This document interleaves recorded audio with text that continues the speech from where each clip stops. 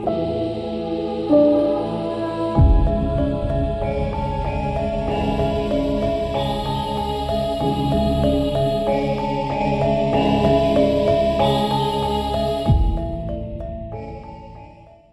yang tidak tersadar lebih banyak ya. Iya, saya info dari Maluku, dari Papua, Dengar baik. banyak. Kalau semua nih Mbak Alawi bersatu, Indonesia selesai sama Mbak Alawi. Serius? Tidak benar Bib, serius. Nah, itulah tadi videonya. Selesai bagaimana Beb? Buktikan Beb. Kalau kamu mau berontak Indonesia, ya berapa Balawi semua di Indonesia? Mau 4 juta. Rakyat Jawa Timur lebih banyak Beb, 41 juta jiwa. Ya, kalau kamu mau berontak Indonesia, lebih baik kamu pulang. Ya, sebelum kepala para Habib penggal kepalanya para Habib di Indonesia. Ya, bangsat anjing babi kepala Habib, bangsat anjing babi Habib yang ada di Indonesia. Ya, dajjal dan iblis Habib yang ada di Indonesia. Ya, itu video dari Budak dan seorang Habib, kemudian direspon oleh pribumi Nusantara dengan sebuah ekspresi kemarahan yang saya dapat memaklumi dan memahami serta mewajarkan itu. Untuk pertama, saya ke Kiai Ahmad Thaifur dulu. Bagaimana Kiai Thaifur menyikapi yang menurut saya ini merupakan sebuah ancaman dari klan Habib Balwi kepada bangsa Indonesia? Menurut Kiai Thaifur bagaimana? Baik, Gus.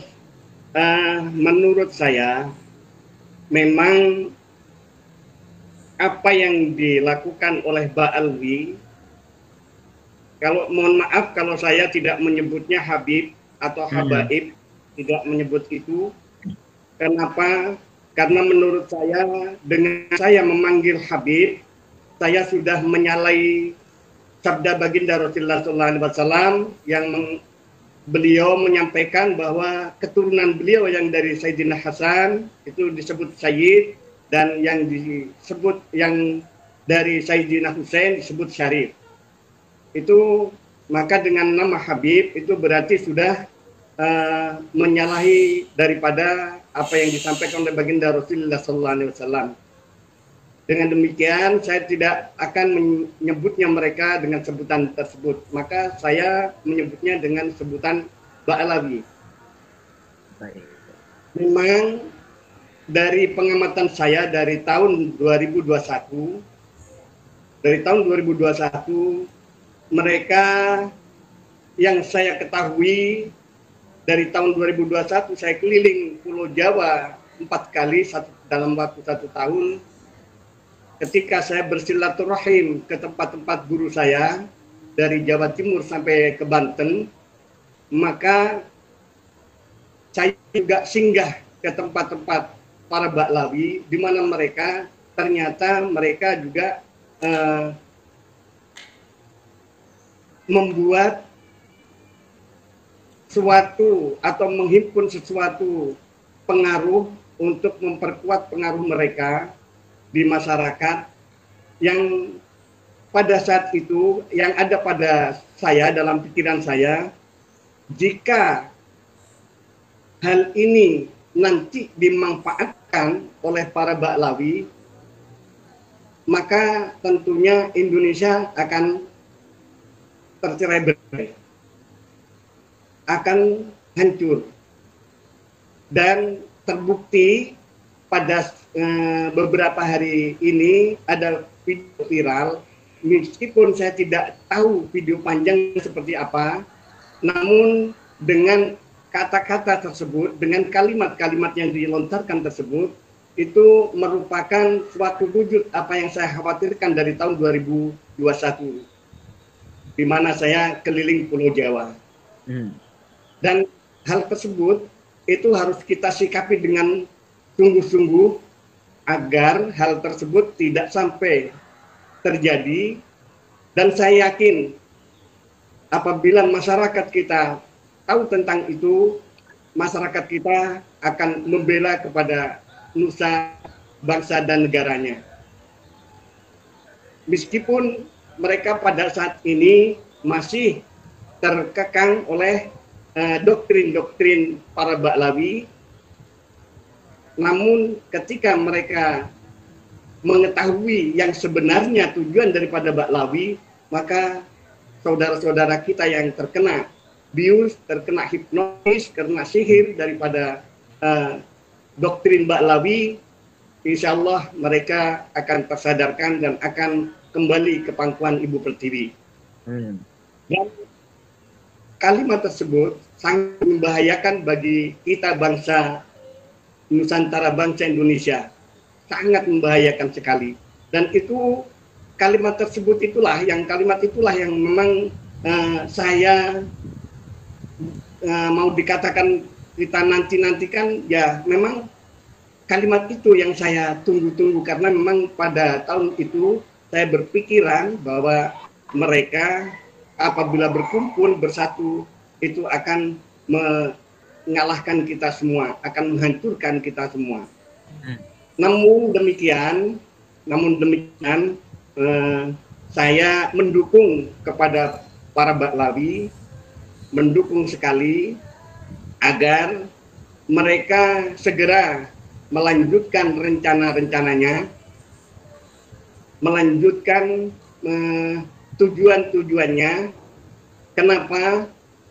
Karena kalau menunggu nanti-nanti, keburu pengaruhnya, pengikutnya habis tergerus oleh tokoh-tokoh kita yang tergabung di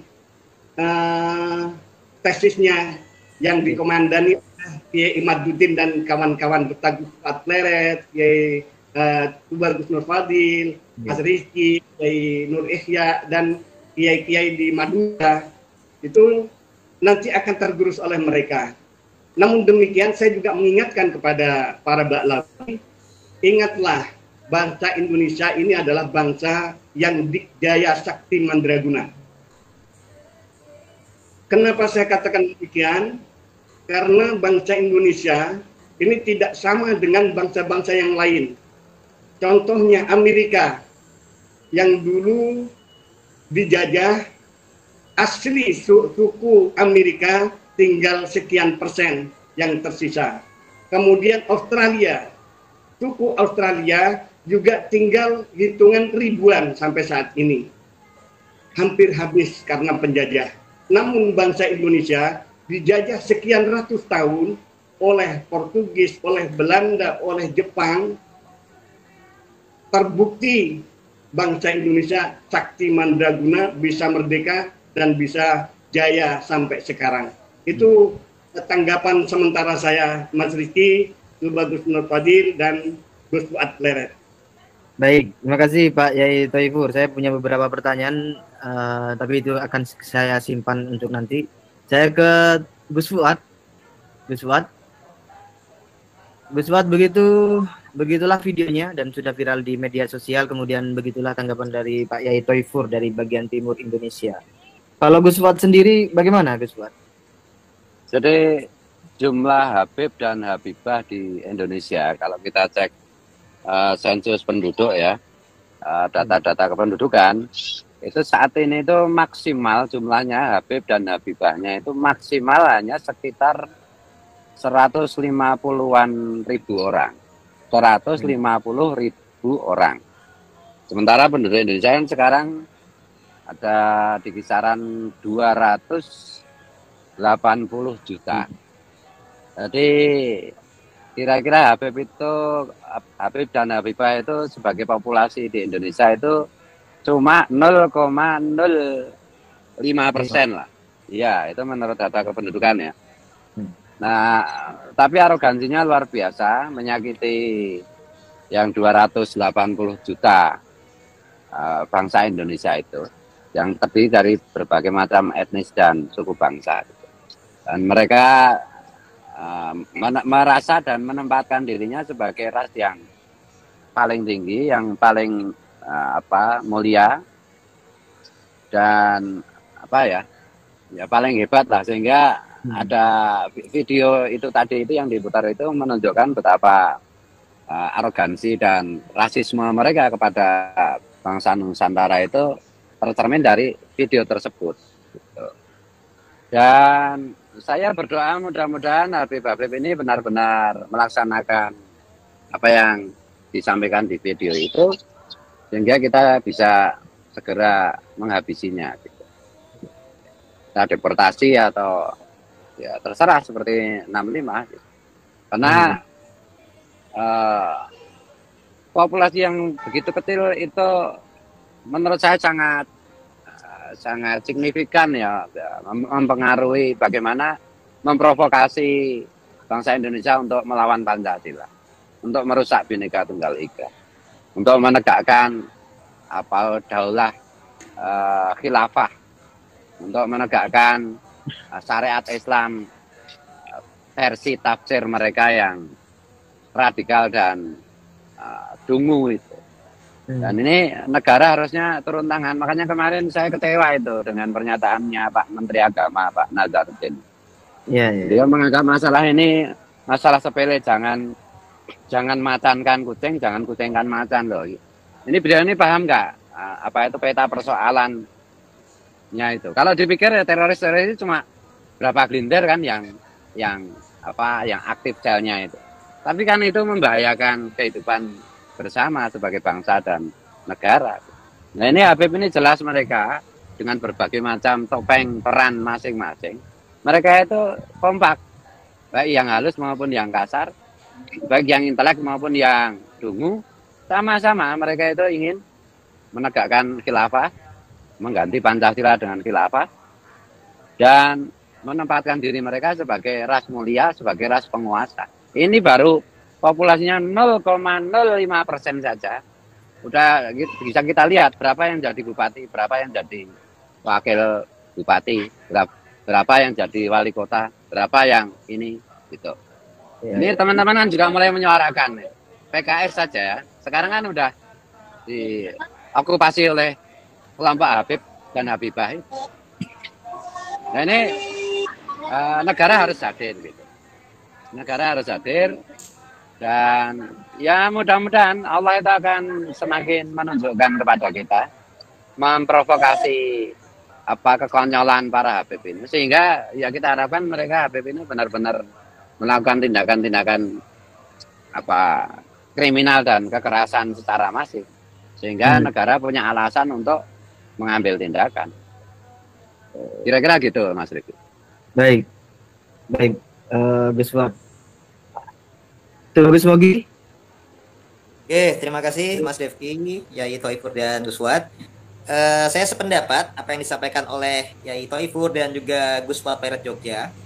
Jadi kalangan Habib Balawi ini pada tataran sensusnya jumlahnya kecil, tapi mereka itu bagaikan kutil, bagaikan bisul yang kalau didiamkan saja ini akan mengganggu dari populasi umat Islam Indonesia maupun rakyat Indonesia secara keseluruhan. Nah, di mana dalam video tadi saja mereka dengan sombongnya itu mengungkapkan angka yang diperbesar sampai dengan 4 juta. Nah, itu andai kata betul ya, mungkin digabung dengan para muhibin, jumlahnya pun juga masih minoritas. Kalau dari sensus penduduk Indonesia, rakyat Indonesia di tahun 2024 ini sudah di kisaran 282 juta. Berarti kalau distatistikkan hanya sekitar 1,5% saja, Mas Rifki.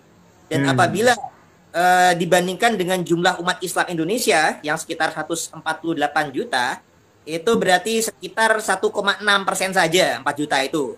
Jadi meskipun secara statistik Ba'alawi itu tidak sampai 4 juta, hanya hitungan ratusan ribu, tapi kalau mereka menganggap punya massa sampai dengan 4 juta, ya mungkin digabungkan dengan para muhibin, ini harus diwaspadai, karena itu sudah merupakan suatu suara yang menyatakan Indonesia bisa selesai oleh Ba'alawi. Nah ini kan bisa diartikan mau mendominasi Indonesia, bisa diartikan juga mau mengubah atau memimpin secara perpolitikan. Nah biasanya sih orang-orang seperti ini ada berafiliasi dengan HTI atau FPI biasanya ya diduga, dan hendak menegakkan hukum syariat Islam versi mereka. Nah padahal dalam agama Islam itu sendiri kita diajarkan untuk menjaga amanah, untuk menjaga suatu bentuk perjanjian. Jadi para founding father kita, para ulama kita, para umarok kita dari masa sejak Indonesia ini merdeka sudah memiliki kesepakatan untuk menjaga Indonesia menjadi satu bangsa, satu negara dengan patokan dasarnya adalah Undang-Undang Dasar 1945 dan juga Pancasila. Bahkan di Undang-Undang Dasar ayat pasal 29 ayat pertama dinyatakan Indonesia ini berdasar atas ketuhanan yang Maha Esa. Nah, artinya meskipun Indonesia ini bukan negara agama Islam, tapi secara spiritual Indonesia adalah negara yang bertauhid, yang berdasar pada ketuhanan yang Maha Esa. Jadi dengan ketuhanan yang Maha Esa ini menjadi jelas Tuhan yang Maha Pencipta, yang Maha Esa, ini adalah juga Tuhan yang disembah oleh orang Islam, orang Kristen, orang Katolik, orang Buddha, orang Hindu. Kita semua menyembah Tuhan yang sama, yang Maha Menciptakan. Hanya saja perbedaan dalam sudut pandangnya, dalam menamakannya. Sama misalkan seperti perumpamaan buah apel, bisa disebut apel di kita, ada orang lain di Inggris sebutnya apple. Atau kalau anggur, ada anggur, orang Inggris sebutnya grape, dan lain sebagainya. Artinya kita Indonesia ini sudah sebuah negara yang mengandung filosofi yang spiritual. Kita menyatukan berbagai etnis yang berbeda, suku bangsa yang berbeda, agama yang berbeda, tapi tetap menjadi satu, yaitu Bhinneka Tunggal Ika. Sehingga apabila ada orang yang mengaku-ngaku Islam, mengaku-ngaku cucu Nabi, seakan-akan mau menegakkan hukum Islam yang lebih benar, ini justru menyalahi ajaran Rasulullah itu sendiri, karena artinya mereka akan melanggar perjanjian, mereka akan berlaku khianat. Nah, padahal khianat ini merupakan ciri-ciri dari sifat orang munafik. Dan dalam agama Islam pun, munafik pun itu diancam dengan neraka yang paling bawah, Mas Rifki dan saudara-saudara sekalian. Hingga dalam pandangan kami, ini orang-orang yang seperti oknum-oknum ini kan, saya lihat Habibnya tuh Marga Aidit, dan juga kayaknya lagi ngobrol dengan Muhibinnya tuh dari Banten ya. Nah, saya sebagai keluarga besar Banten juga prihatin karena masih ada saja orang-orang pribumi ini yang masih bisa ditulari kebodohan, pembodohan, dan penyesatan. Nah, ini memang sesuai dengan sabda Nabi, kalau kita untuk berhati-hati dalam pergaulan, kalau kita dekat dengan tukang parfum, kita akan kebawa wanginya. Tapi kalau kita dekat dengan tukang besi atau tukang sampah, itu akan kebawa bau buruknya. Kita akan ketularan pengaruh-pengaruh buruknya. Jadi pengaruh buruk untuk gerakan radikalisme, separatisme, suka caci maki, ini menular ini menjadi akar-akar tidak baik dan rasis dan merendahkan yang lain. Sehingga tentu saja 4 juta yang mereka sebut nih, ya kalau perlu diselidiki apakah itu mungkin sudah beserta Muhibin. Nah, mereka biasanya juga menyuarakan untuk gerakan jihad, untuk masalah Palestina. Nah, kalau untuk masalah Palestina, kita pada dasarnya juga mendukung kemaslahatan saudara-saudara kita. Tapi tentunya kita juga menyesuaikan dengan kebijakan umarok kita dan politik luar negeri. Jangan sampai malah merugikan bangsa kita juga. Nah, tapi kan kita bisa mendukung gerakan Palestina dengan doa kita, dengan donasi kita. Pemerintahan kita bisa dengan gerakan diplomasi, bukan dengan cara ikut berperang yang dapat merugikan berbagai banyak pihak. Nah, apabila mereka tetap mau berperang, misalkan ya mungkin saja 4 juta ini silakan nih dipulangkan ke Yaman saja. Di sana mereka bisa bekerja sama dengan orang Houthi untuk menyerang Palestina. Daripada di Indonesia ini mengganggu, mungkin pemerintah kita bisa mendeportasi. Ya kalau misalkan ratusan ribu atau 4 juta, menurut saya juga nggak masalah tuh Pak Prabowo dan lain sebagainya. Karena malahan membantu untuk mengurangi kepadatan penduduk di Indonesia. Penduduk Indonesia itu sudah padat, sudah 282 juta. Ya kalau dikurangin 4 juta itu malah bagus sepertinya. Jadi saya setuju tuh kalau 4 juta ini ya silakanlah, kalau memang nggak bisa di Indonesia dengan damai menjadi parasit, ya silahkan. Kalau Anda mau ke Palestina atau mau ke Yaman biar jadi wali, katanya kan Abu Tarim kan jadi wali tuh. Itu saya mendukung sekali. Daripada di Indonesia menciptakan permusuhan dan perpecahan. Nah, apalagi kan dengan 4 juta ini kita sudah melihat sejarah mereka ini sudah berbagai macam yang kadang-kadang mereka tutupi, tapi alhamdulillah wa syukurillah sekarang sudah mulai terkuak rekam jejak historisnya. Mereka di abad 9 Hijriah mulai mengaku-ngaku sebagai cucu Nabi, padahal hasil genetiknya adalah turunan Yahudi terah Kaukasus. Di abad 18 Masehi, tahun 1750 sampai dengan 1752, mereka sempat oknum mereka ya, itu bersempat berupaya mengkudeta tahta Kesultanan Banten. Kemudian di abad 19 tahun 1800-an, ternyata dalam perang Diponegoro pun mereka menjadi agen pihak Belanda itu untuk memecah belah perjuangan masyarakat muslim saat itu, bahkan melobi Pangeran Diponegoro untuk mau berunding dengan pemerintah Belanda sehingga Pangeran Diponegoro berhasil ditangkap, dijebak, kemudian perjuangannya dihentikan. Itu juga karena ulah daripada oknum-oknum Habib Ba'alawi. Dan juga di abad 19 itu juga ditemukan juga bukti ya, contoh dengan tokoh Usman bin Yahya Mufti Betawi, itu juga di Banten sendiri pun juga menimbulkan juga konflik Jeger Cilegon. Artinya Jeger Cilegon di tahun 1888 ada eksekusi terhadap para pejuang dari Torikoh, itu mendapatkan rekomendasi dari oknum Habib Usman bin Yahya Mufti Betawi kala itu agar pemerintah Belanda itu menindak tegas bahkan mengeksekusi. Dan dia juga mereferensikan kepada pemerintah Hindia Belanda untuk memberikan tindakan keras kepada para ulama-ulama Torikoh. Nah ini sehingga jelas, dan bahkan Syekh Nawawi pun yang dikenal di seantero Nusantara, baik di Banten, di Mekah, juga berani memberikan surat kritik kepada Usman bin Yahya. Bahkan beliau juga sempat mengcounter doktrin Habib yang menyatakan berguru kepada satu Habib bodoh lebih utama daripada berguru kepada 70 ulama yang alim yang non Habib.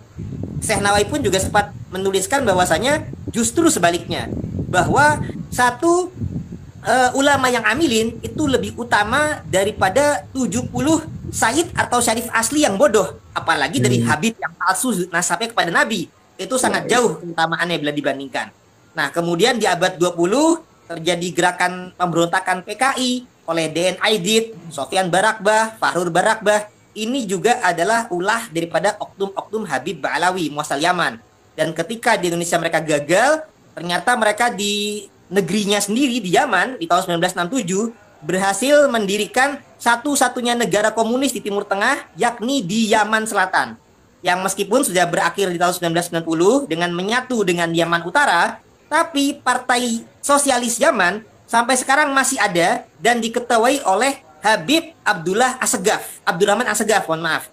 Jadi artinya sampai sekarang pun ya kalangan Ba'alawi di Yaman pun juga masih ada yang berprinsip atau berfaham komunis sosialis.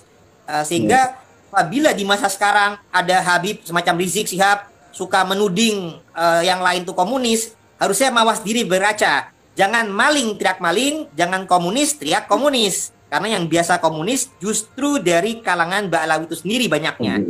Ini kan sudah menjadi track record jejak sejarah yang negatif. Apalagi di masa-masa sekarang mereka suka mengajarkan caci maki, bahkan kepada kepala negara kita. Ketika Gus Dur menjadi kepala negara pun juga dicaci buta mata, buta hati. Kepada Pak Jokowi kemarin, Jokodok. Nah, alhamdulillah kepada Pak Prabowo belum ada cacian seperti itu. Mereka masih berupaya mencari bermuka manis kepada Pak Prabowo. Tapi ya kami dalam video ini juga menghimbau kepada Pak Prabowo yang secara silsilah juga masih bersambung kepada Sultan Hamengkubuwono II, masih bersambung tautan kepada Wali Songo, itu untuk segera sadar dan waspada Pak Prabowo untuk mengantisipasi gerakan-gerakan dari para Habib Ba'alawi ini yang unsurnya negatif. Banyak yang radikal, banyak yang suka caci maki, intoleran, bahkan yang cara halusnya pun juga mau membegal organisasi yang besar di Indonesia dan juga mau membelokkan sejarah Nusantara, yakni Habib Lutfi bin Yahya yang harus sama-sama kita waspadai. Jadi meskipun para Habib ini jumlahnya sedikit, tapi kalau mereka bisa menyusup masuk ke organisasi masa umat Islam Indonesia terbesar di dunia, ini mereka bisa secara tanda kutip dengan jumlah kecil tapi bisa menjajah secara spiritual, kultural, doktrinal, dan rasial dan finansial. Nah, apalagi alhamdulillah kita telah bersyukur Ketum PBNU juga sudah berhasil dengan para kiai-kiai yang lain sudah mengadakan kongres Jatman yang asli legal di bawah PBNU dan juga sudah melengsarkan Pak Lutfi bin Yahya. Nah, kami harapkan Pak Lutfi bin Yahya juga tetap legowo, jangan sampai mengadakan kongres versi beliau di Pekalongan yang alias kongres Patman atau Parman, bukan Jatman yang asli. Dan kita harap para kiai-kiai kita tidak lagi terpengaruh untuk mendukung kongres yang diadakan oleh Pak Lutfi ini. Dan jangan sampai Pak Prabowo juga mau hadir dalam kongres yang diadakan. Kalau diundang jangan mau Pak, itu justru malah memecah belah umat. Dan kita bersyukur dengan adanya Kiai Thoifur ini sehingga ternyata di Indonesia Timur pun sudah ada Kiai Nusantara yang moga-moga Kiai Thoifur bisa menjaga umat di sana dengan yang umat yang berbeda agama supaya bisa dijaga toleransinya, yang dengan umat Islam juga diberi masukan jangan sampai terpengaruh oleh faham radikalnya para Habib, Yai. Karena ini semua sangat berbahaya bagi keutuhan negara kita, karena sudah punya track record yang jelas. Dengan 4 juta itu, kalau mau bergerak, insya Allah kita akan siap menghadang, kita siap sebagai warga Indonesia, kita punya hak untuk bela negara. Kita siap kerjasama dengan aparatur pemerintah, dengan TNI, Polri, dan institusi terkait, apakah itu BNPT kah, apakah itu Densus kah. Intinya ini harus kita waspadai bersama, bukan sekedar dihadapi oleh keluarga yang pro tesis Keimat saja, bukan hanya pro Wali Songo saja, tapi kalau sudah mengancam keutuhan NKRI, ini menjadi merupakan hak dan tanggung jawab kita semua secara bersama-sama, saudara-saudara sekalian. Mungkin demikian tanggapan dari saya. Assalamualaikum warahmatullahi wabarakatuh. Merdeka! Merdeka!